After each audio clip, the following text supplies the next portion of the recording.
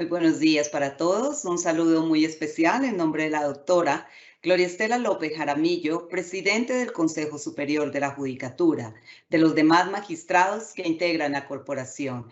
De igual forma, un saludo en nombre de la doctora Julieta Vega Vaca, directora encargada de la Escuela Judicial Rodrigo Lara Bonilla. Sean todos bienvenidos a esta conferencia virtual denominada La ansiedad y su impacto en la salud mental, que hace parte del ciclo de capacitación en habilidades humanas. Nuestra sociedad atraviesa momentos críticos, especialmente afectados por la pandemia del COVID-19, que desde sus inicios ha generado ansiedad y pánico generalizado a nivel global, intimidando a la sociedad por el temor a las muertes que se han venido presentando de manera repentina, situación para la cual ningún país del mundo estaba preparado. Es así como las medidas tomadas por los gobiernos para la protección de la vida, tales como el aislamiento social, han generado afectaciones en todas las dimensiones humanas, psicológicas, sociales y familiares, atendiendo también a la parte laboral. Por ello se considera pertinente analizar la afectación de la salud mental de las personas en el contexto de pandemia, considerando la ansiedad como uno de los trastornos de mayor prevalencia epidemiológica en nuestro país. La conferencia de hoy tiene como propósito abordar el tema de la ansiedad y su impacto en la salud mental, considerándose necesaria para crear espacios de análisis de la ansiedad como emoción que afecta nuestra calidad de vida, en tanto empobrece la interacción con los demás, pues las personas con trastornos de ansiedad con frecuencia tienen preocupaciones, miedos intensos, miedos excesivos y persistentes sobre situaciones diarias. Con frecuencia, en los trastornos de ansiedad se dan episodios que se repiten, episodios de sentimientos repentinos, de ansiedad intensa y miedo o terror que alcanzan un máximo en una cuestión de minutos como ataques de pánico. En esta oportunidad tenemos el gusto de contar con la doctora Soraya Escobar Rodríguez, psicóloga, magíster en psicología de la Universidad del Norte, especialista en psicología clínica, docencia universitaria y educación sexual y procesos efectivos. Ha sido docente de la Universidad Autónoma del Caribe, de diferentes universidades del país. Asimismo, actualmente se desempeña como asistente social de los juzgados de ejecución de penas y medidas de seguridad de Barranquilla.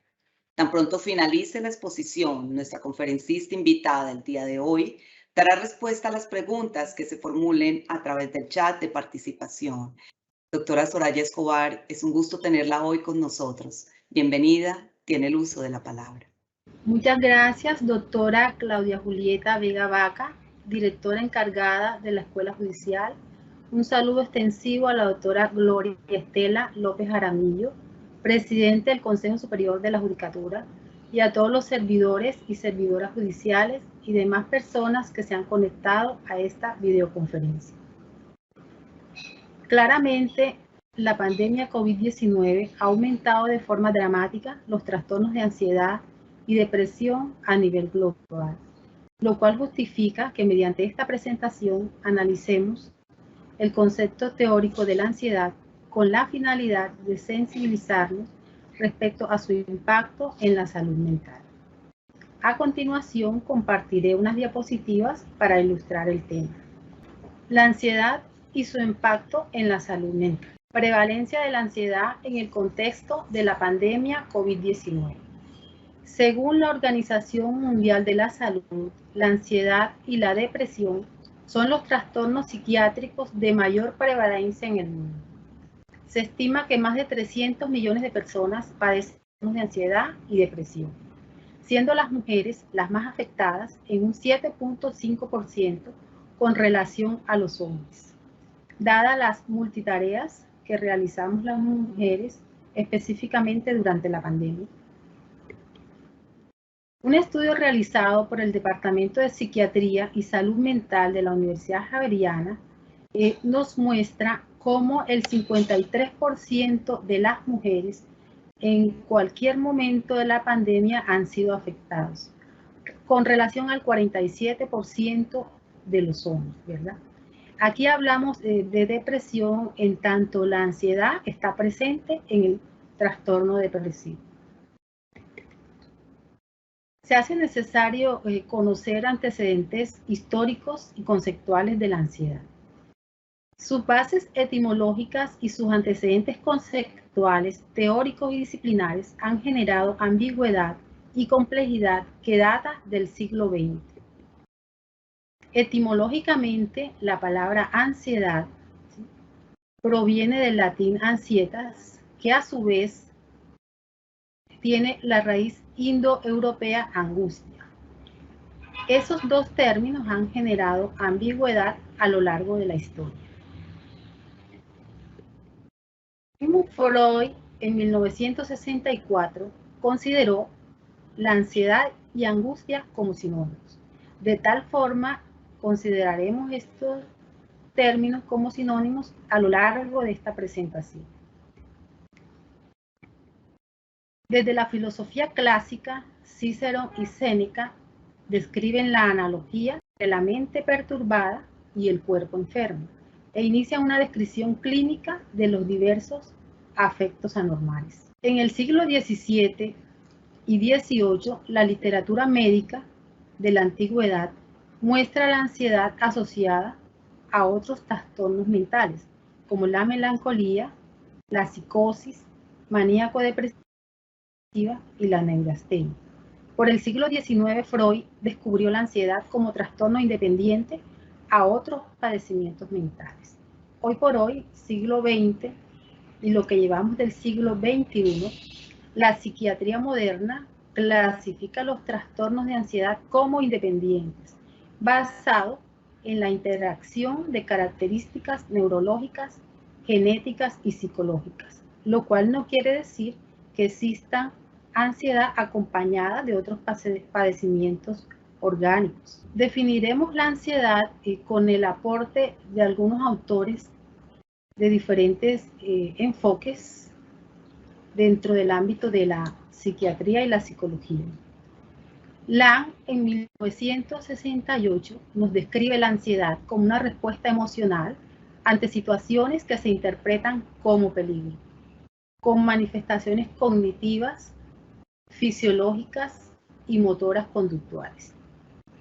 Freud, desde el psicoanálisis, nos describe la ansiedad como un estado afectivo displacentero que ocurre ante la presencia de un conflicto intrapsíquico generado por la represión de la libido y o emociones.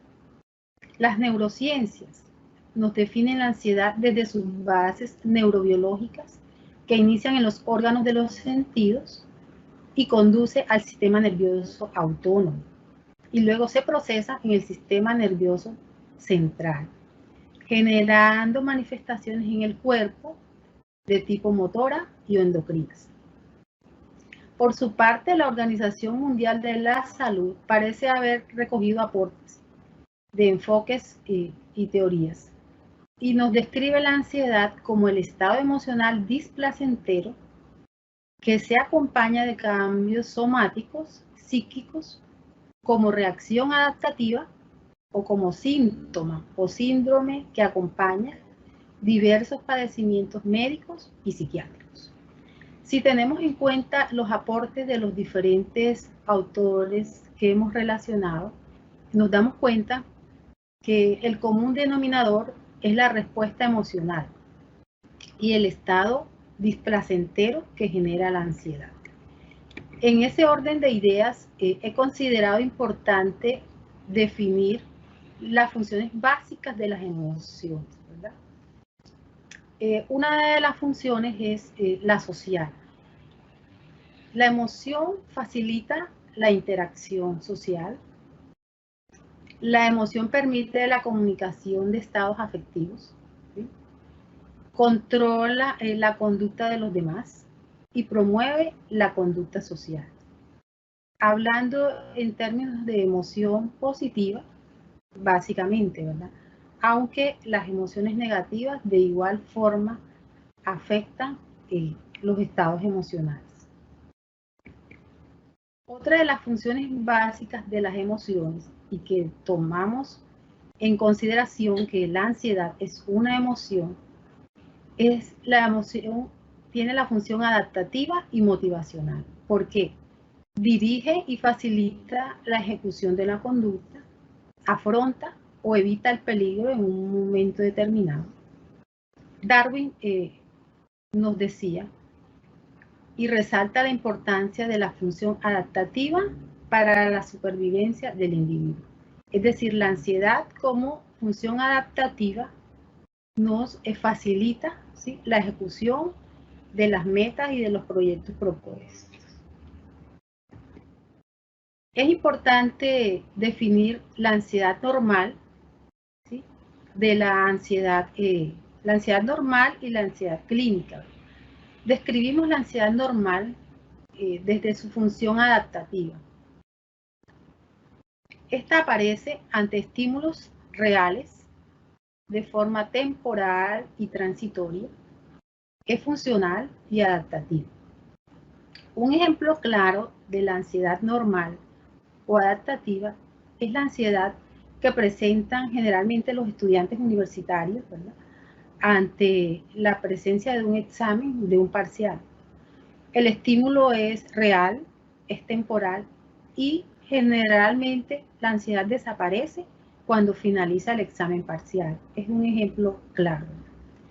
Bransky señala que la ansiedad existencial es inherente a la condición humana, lo cual debe conducir a una acción reflexiva. Es decir, la ansiedad normalmente está presente en nuestra vida cotidiana. Por su parte, la ansiedad clínica o patológica es crónica, es persistente, irracional e inconsciente. Ocasiona un deterioro psíquico, fisiológico y conductual. La intensidad de la reacción emocional no es acorde al peligro, no es funcional, conduce a patología como depresiones, neurosis, adicciones, psicosis.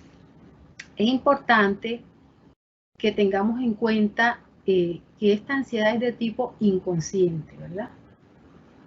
Un ejemplo claro en el contexto de los Juegos Olímpicos de Tokio, ustedes han escuchado recientemente que la gimnasta Simone Biles se retiró de la competencia, ¿sí?, debido a un problema de tipo emocional, ¿verdad?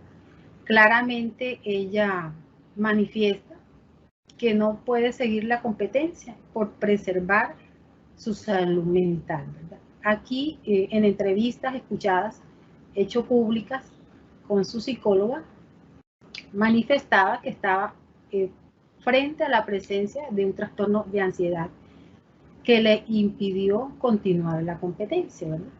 Entonces, aquí ilustramos este ejemplo. La ansiedad clínica tiene como base una emoción negativa, que es el miedo. Y el miedo nos lleva a la confusión, a la frustración y a la desesperanza. Y por ende, al displacer. Esto ocurre en la ansiedad de tipo clínica. ¿Cuáles son los síntomas de la ansiedad? Es importante aclarar que tanto en la ansiedad normal como la patológica se relaciona con la activación psíquica y o biológica frente a la presencia de un peligro real o imaginario. Es decir, el peligro puede ser en la fantasía. Los síntomas de ansiedad pueden estar asociados a otros trastornos como la neurosis, el estrés, las fobias, las cardiopatías, el cáncer, los trastornos endocrinos, entre otros. Aquí es importante tener en cuenta que si bien la ansiedad está clasificada como trastorno independiente, continúa siendo una emoción básica en otros padecimientos médicos y psiquiátricos. Los síntomas de la ansiedad a nivel fisiológico. La literatura psicopatológica nos muestra aproximadamente 110 síntomas fisiológicos. Sin embargo, estos son los más frecuentes y dependiendo de la predisposición de cada persona.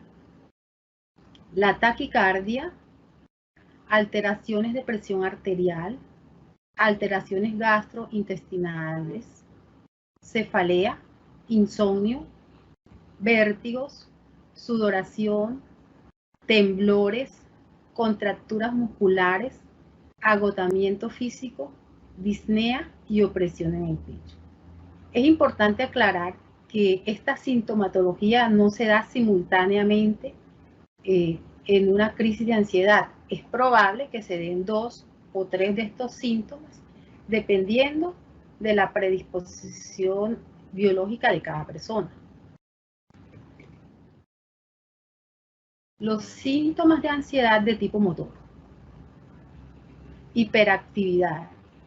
Son aquellas personas que ustedes ven que frecuentemente deambulan caminando, haciendo cantidad de tareas, lo que llamamos multitareas, ¿sí? Impidiendo que les quede tiempo para dedicarse a otras actividades, ¿verdad? Es una hiperactividad motora. La tartamudez, ¿sí? Dificultades en el lenguaje. La bulimia, frecuentemente vemos el consumo excesivo de alimentos. Por su parte, la anorexia, la disminución o la inapetencia. El consumo de sustancias adictivas, por ejemplo, el alcohol, exceso de cafeína, ¿sí? Sustancias psicoactivas, el cigarrillo, entre otras. El llanto repentino, la expresión facial tensa, las conductas de evitación y los desmayos. Estos son de los más frecuentes. Los síntomas de ansiedad a nivel psicológico. Estos sí que son muy importantes, ¿verdad? Y traigo a colación la definición de ansiedad en el sentido que nos manifestaba que hay síntomas de tipo psicológico totalmente inconsciente, es decir, la persona los vivencia pero no es consciente de ello. Por ejemplo, la irritabilidad, la disminución de la capacidad de atención y concentración, específicamente en el ámbito laboral, la tristeza, la depresión. Es importante tener en cuenta que la ansiedad enmascara la depresión, ¿verdad? Levemente la persona se siente triste y es probable que mitigue sus efectos, ¿sí? con otras conductas, enmascarando que realmente hay una depresión de fondo. Disminución de la autoestima, poca conciencia de su condición, lo más importante, ¿verdad? No son conscientes de que padecen un trastorno de ansiedad. La inseguridad, el aislamiento social. Estas personas generalmente se aíslan, entran en confrontaciones con su núcleo familiar, en el ámbito laboral y personal. Presentan pensamientos negativos, ¿sí? Y una preocupación exagerada, incluso por situaciones de futuro que aún no se han presentado. Esto entre los síntomas más frecuentes de la ansiedad. El DSM-5 clasifica los trastornos de ansiedad de la siguiente forma. Trastorno de ansiedad generalizado. Este trastorno, su palabra lo dice, está presente en la vida cotidiana de forma frecuente frente a diferentes estímulos que generalmente no ameritan que se reaccione con ansiedad. Los trastornos de pánico, ¿verdad? Son crisis repentinas en donde nos invade totalmente el pánico. Son crisis bruscas que generalmente conllevan a una emergencia hospitalaria. El trastorno de ansiedad por separación generalmente ocurre en niños y adolescentes frente a la separación de figuras significativas de su vida. El trastorno de ansiedad social se presenta en entornos sociales, ¿sí? Aquí traigo a colación pues la entrevista con la psicóloga de la gimnasta, donde ella manifestaba que claramente la atleta estaba frente a un trastorno de ansiedad de tipo social. Trastorno de ansiedad debido a enfermedad. Es frecuente que se presente la ansiedad acompañada de enfermedades orgánicas, especialmente de enfermedades catastróficas, ¿sí? Por lo cual siempre se recomienda un manejo terapéutico. Las fobias específicas, el trastorno de ansiedad inducido por sustancias, ¿sí? Sustancias psicoactivas, se produce la ansiedad con la abstinencia generalmente. El mutismo selectivo, ¿sí? Es ese silencio que padecen algunas personas frente al trastorno de ansiedad. Y el trastorno de ansiedad específico y no específico. No tiene una característica frente a algo específico, ¿no? Es un trastorno que se presenta indistintamente en cualquier contexto. De estos trastornos, los que se presentan con más frecuencia y sobre todo en la pandemia, han sido los trastornos de pánico y los trastornos de ansiedad generalizados, porque claramente estamos frente a la presencia de un virus que amenaza contra nuestra vida, ¿verdad? Por ello se han presentado con mayor frecuencia en nuestra sociedad. Necesariamente cuando hablamos de ansiedad, nos remitimos a hablar de rasgos de personalidad. Definimos estos rasgos como las características específicas que nos permiten ser y reaccionar de manera diferente y que marcan la individualidad. Estos rasgos de personalidad están asociados a factores genéticos, ambientales y sociales, que a su vez están determinados por las primeras relaciones con figuras significativas del niño. Es decir, es en la infancia donde se estructura la personalidad, haciéndonos de alguna manera fuertes o débiles, lo cual no constituye que no sea susceptible de mejorar. Es importante diferenciar entre ansiedad y estrés. Básicamente, la diferencia está dada en el origen, ¿verdad? En la ansiedad se origina por estímulos, habíamos dicho, del pasado, como fantasías, recuerdos, eventos traumáticos, por estímulos presentes, tales el virus COVID-19, que amenaza de forma real contra nuestra vida, y estímulos de futuro, ¿sí? Que son aquellas preocupaciones exageradas por situaciones que aún no se presentan. Y puede continuar esta ansiedad aún con la desaparición del estímulo. Aquí radica la diferencia grande con el estrés. El estrés, por su parte, ocurre como sensación displacentera cuando hay un desajuste entre las demandas específicas y los recursos para afrontarlo. Es decir, tengo demasiado trabajo y no cuento con el tiempo, ¿verdad? Ni con la habilidad necesaria para responder a esa sobrecarga laboral. ¿Sí? Su origen es real, ¿sí? Es presente. Aquí no hay nada del pasado ni del futuro. Hay una sobrecarga laboral. En el contexto de los despachos judiciales, por ejemplo, hay compañeros que claramente entran en ansiedad porque deben responder 6 tutelas para mañana. El tiempo no lo tienen, ¿verdad? Pueda que cuenten con la habilidad y con las destrezas cognitivas, pero realmente el tiempo no les da. Eso es estrés. Es importante que tengamos en cuenta que el estrés genera ansiedad. Una ansiedad que puede desencadenar a patológica o clínica. En el estrés desaparece básicamente cuando los estímulos desaparecen, es decir, cuando la sobrecarga laboral disminuye, obviamente el estrés desaparece. Mientras que la ansiedad permanece, la sensación, ¿sí?, aún con la desaparición del estímulo. Es el caso de personas que ustedes ven que pese a que la pandemia ha mejorado, teniendo en cuenta la vacunación, aún hay personas que se encuentran en un aislamiento social muy fuerte, ¿verdad? Con el temor claro a que van a padecer el virus y van a morir. Impacto de la ansiedad en el ámbito laboral.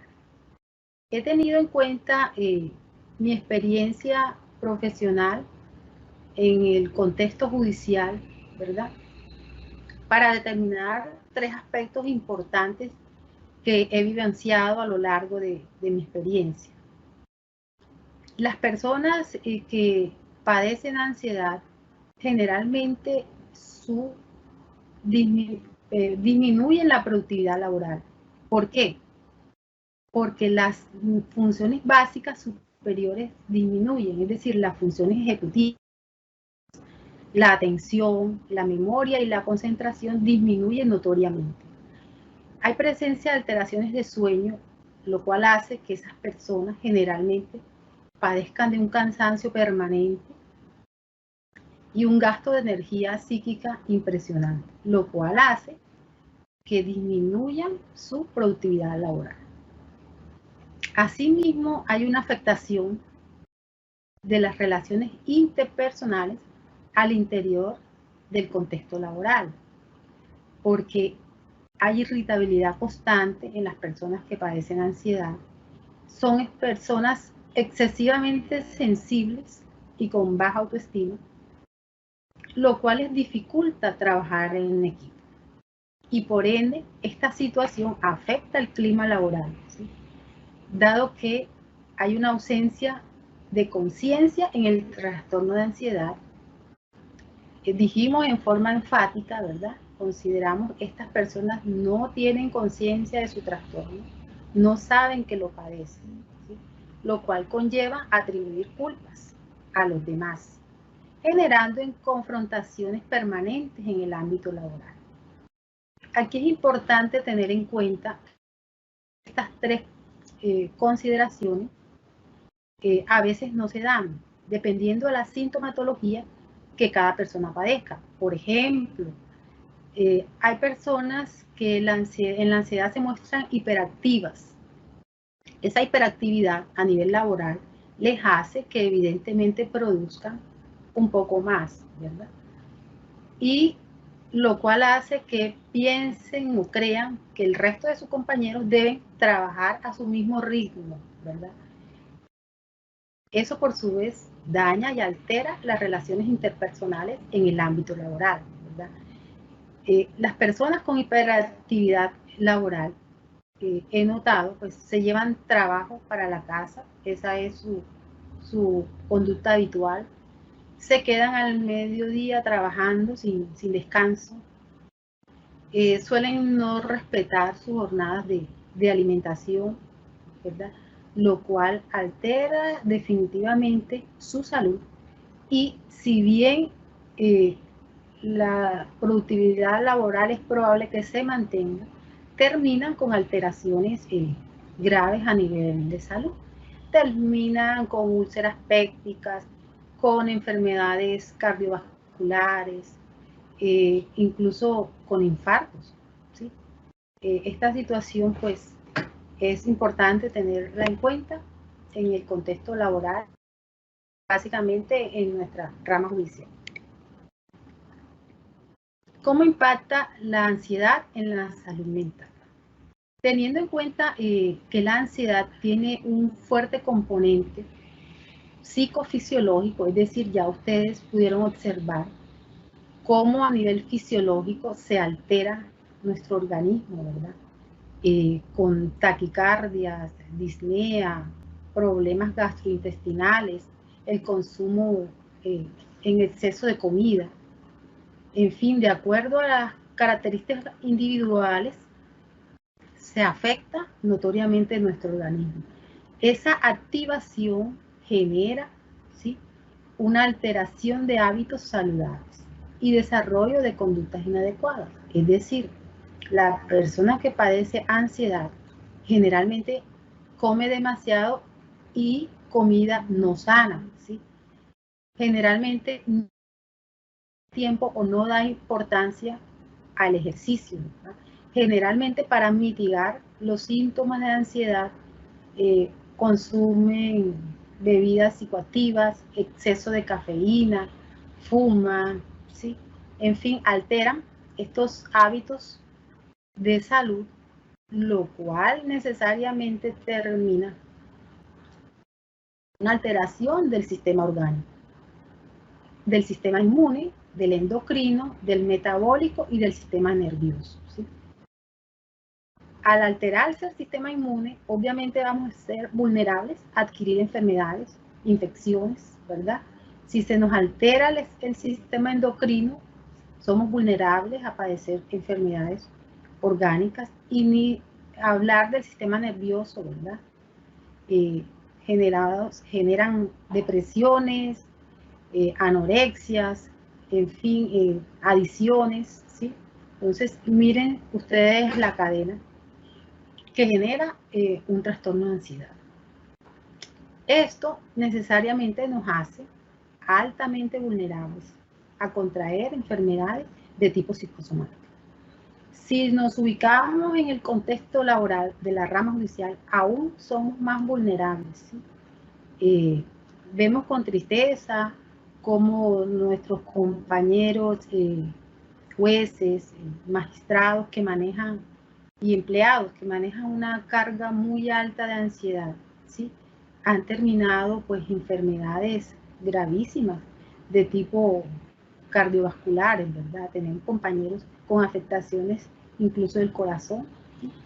Sin embargo, pongamos una enfermedad de las más sencillas, como la migraña, ¿sí? La migraña es una enfermedad generada por el estrés, la ansiedad y altamente incapacitante. El impacto de la ansiedad en la salud mental. Es importante definir el concepto de salud mental como un estado de bienestar que nos permite mantener el equilibrio biopsicosocial. Este estado de bienestar genera placer. Pero ¿qué sucede cuando padecemos niveles de ansiedad altos que llegan a convertirse en trastornos, ¿verdad? Aparecen, como decíamos, las enfermedades de tipo psicosomáticas. ¿Por qué? Porque la ansiedad, reitero, es de tipo inconsciente. Si bien percibimos los síntomas fisiológicos, por ejemplo, alguien que está ansioso sabe que tiene taquicardia, ¿verdad? Sabe que tiene un problema de temblor y se siente mal. Sin embargo, esa persona no lo atribuye a un trastorno de ansiedad y lo que hace es recurrir a una consulta médica. Incluso pasan por las clínicas y hospitales en las emergencias con diferentes padecimientos, ¿verdad? Con taquicardia, van a una clínica, descartan, el corazón está bien, ¿sí? Posteriormente, en 2 meses ya no consultan por taquicardia, consultan por un dolor gástrico, hacen los exámenes pertinentes y no hay nada a nivel gastrointestinal, ¿verdad? Eso hace que se pierda tiempo por la falta de conciencia propia del trastorno de ansiedad, ¿sí? Estas enfermedades, estos padecimientos generan mucho displacer, ¿sí?, lo que no ayuda a que exista una armonía biopsicosocial y por ende no hay salud mental, ¿verdad? En la vida claramente nos movemos en esta dinámica, ¿sí? Placer, displacer. La propuesta clara no es a no padecer displacer y a estar permanentemente en estado de placer, no. La propuesta es a responder en lo posible de forma adaptativa ante estas circunstancias, ¿verdad?, adversas de la vida cotidiana que van a estar presentes siempre, ¿verdad?, para tratar, ¿sí?, de buscar una armonía que nos permita tener un nivel de salud mental aceptable, ¿verdad?, que nos permita mínimamente trabajar, amar, relacionarnos de forma adecuada con los demás, ¿sí?, y siempre ir en búsqueda de la felicidad, ¿verdad? Esta es la propuesta, ¿sí? La propuesta es a reaccionar de manera adaptativa frente a diferentes eventos adversos de la vida. El problema es cómo. He diseñado unas sugerencias y recomendaciones pertinentes para mejorar esos niveles de ansiedad. Personalmente no soy amiga de los tips. Sí he considerado que el fortalecimiento de las habilidades blandas es determinante para mejorar los niveles de ansiedad. De forma muy inteligente, mis compañeras lo han definido claramente. Yo propongo fortalecer habilidades como la comunicación en el ámbito laboral, la resiliencia y la inteligencia emocional. En tanto, nos permiten la expresión y autorregulación de la ansiedad mediante mecanismos de resolución de conflictos. Es decir, si existen cargas emocionales altas y las podemos liberar mediante la comunicación, aliviar, ¿verdad? Si existen cargas emocionales altas frente a una sobrecarga laboral y lo afrontamos de una manera inteligente, seguramente no nos vamos a enfermar. Entonces, definitivamente, el fortalecimiento de las habilidades blandas es importante. Por otro lado, hay que tener en cuenta las características de personalidad. No es fácil hacer recomendaciones cuando existen tendencias de personalidades a reaccionar con ansiedad, ¿sí? Es así como Spielberg en 1970 nos hablaba básicamente de que existen personalidades que reaccionan de manera frecuente a la ansiedad, en una forma casi que persistente. En este orden de ideas, sí, habría que hacer una evaluación de las características de personalidad, ¿sí?, para que las recomendaciones fueran individuales y puntuales, porque en algunos casos pues, no es fácil hacer estas recomendaciones cuando el perfil de personalidad requiere básicamente otro tipo de tratamiento. Sugiero a nivel de prevención, ¿sí?, no hay que llegar a los niveles de ansiedad altos, ¿verdad?, para recurrir a tratamientos. En forma primaria tenemos que promover estilos de vida saludables que prevengan estados de ansiedad altamente incapacitantes, como la alimentación sana, el ejercicio, la meditación y el descanso. Básicamente respetar el sueño, la recreación y los espacios para compartir en familia. No es caprichoso recomendar el ejercicio, ¿sí? Reitero la alta activación a nivel fisiológico de la ansiedad. Al hacer ejercicio regular, el ejercicio nos permite liberar, ¿cierto?, sustancias que genera nuestro sistema nervioso central, ¿verdad?, como la dopamina, la serotonina, ¿sí?, que son sustancias que regulan las emociones, ¿verdad? Si no hacemos ejercicio, esas sustancias no se liberan y hay una represión de emociones que no ayudan para nada, ¿sí?, a prevenir los trastornos de ansiedad. Y la alimentación sana, por supuesto, favorece el metabolismo, ¿sí?, para prevenir enfermedades de tipo orgánicas. Hay personas que la ansiedad los lleva a comer demasiado, ¿verdad? Y a largo plazo, demasiado y en forma no sana. Y a largo plazo terminan con problemas de diabetes. Pero de fondo hay una ansiedad mayor y un trastorno de depresión.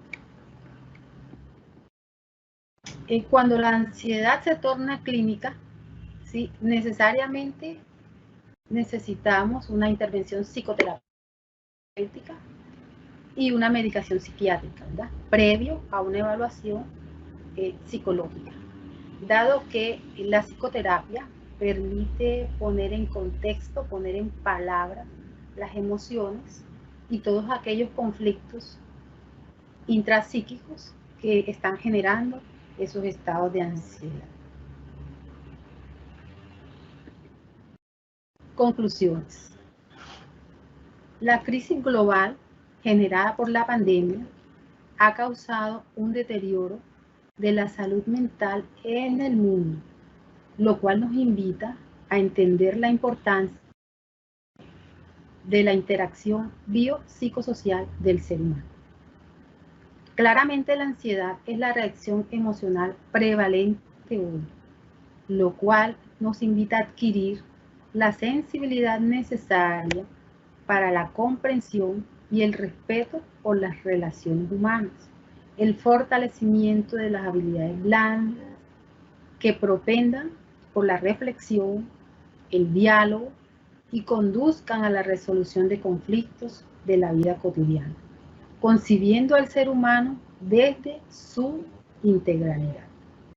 Doctora, muchísimas gracias. Vamos al fragmento de preguntas. Doctora Soraya, la primera, ¿cómo afecta la sobrecarga laboral en los niveles de ansiedad del empleado judicial?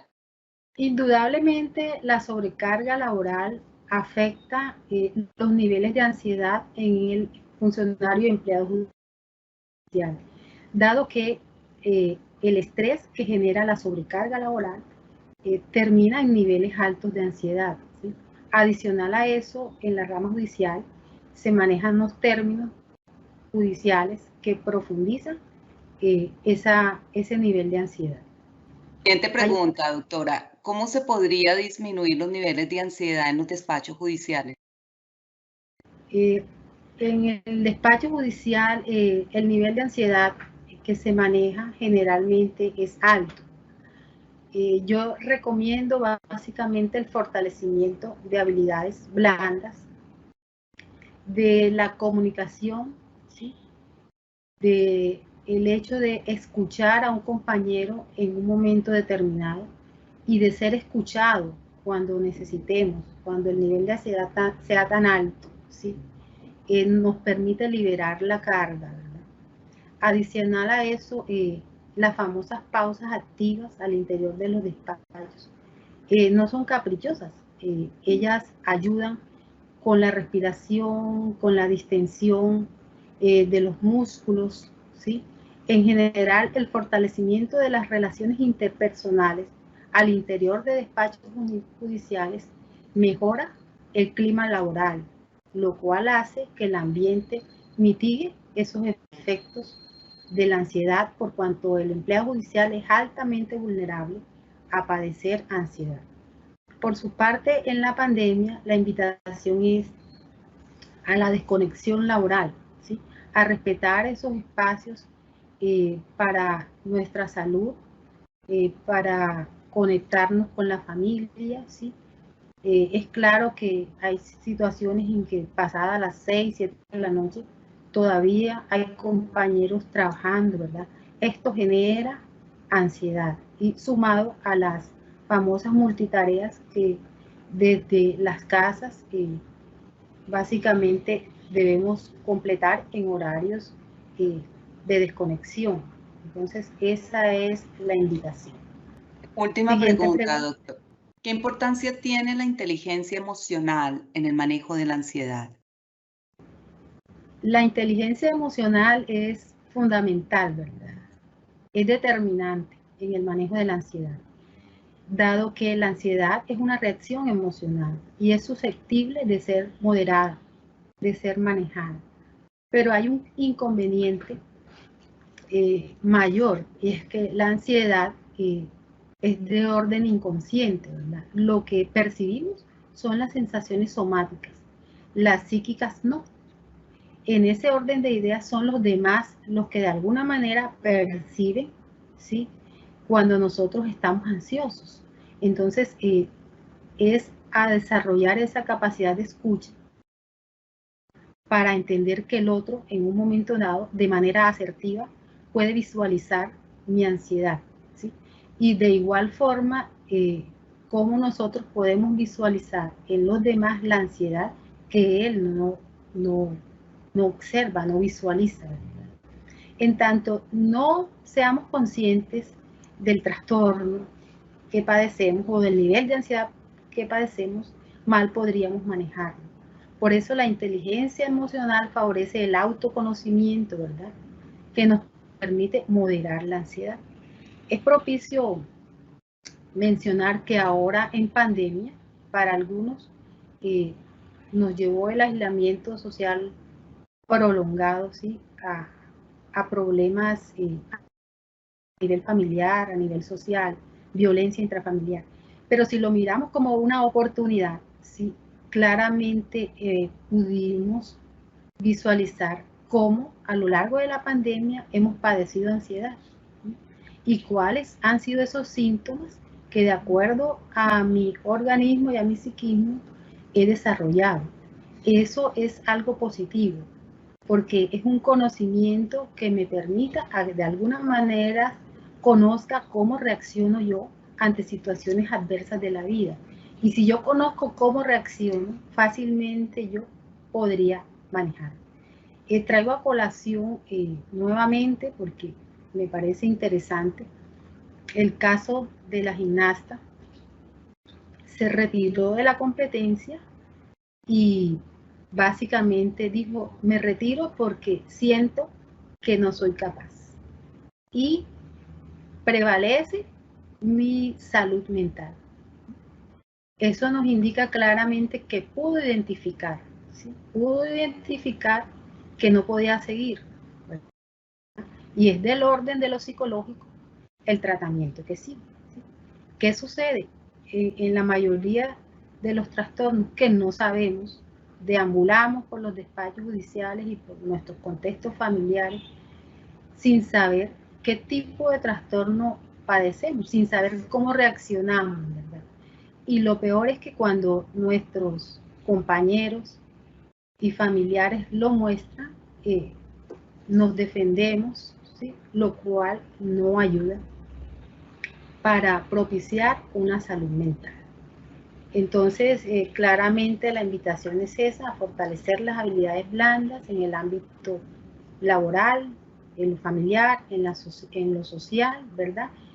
Y a que cada vez reaccionemos de una forma adaptativa, ¿sí? La ansiedad va a estar presente con nosotros a lo largo de toda la existencia, ¿verdad? Pero si inteligentemente logramos moderarla, ¿sí?, preservamos la salud mental y podemos amar y trabajar tal como lo sugiere Freud.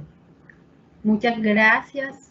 Un especial agradecimiento a la doctora Soraya Escobar Rodríguez por su clara y ponderada explicación sobre la importancia del manejo de la ansiedad como aquel fenómeno que se da en todas las personas y que bajo condiciones normales mejora el rendimiento y la adaptación al medio social, laboral o académico. Tiene la importante función de movilizarnos frente a circunstancias amenazantes o circunstancias preocupantes, de forma que hagamos lo necesario para evitar el riesgo, asumirlo, neutralizarlo o afrontarlo adecuadamente. Gracias a los servidores y servidoras judiciales y a todas las personas que actúan en el sector justicia, que se interesaron en esta conferencia virtual. Muchísimas gracias. Un feliz resto de día para todos.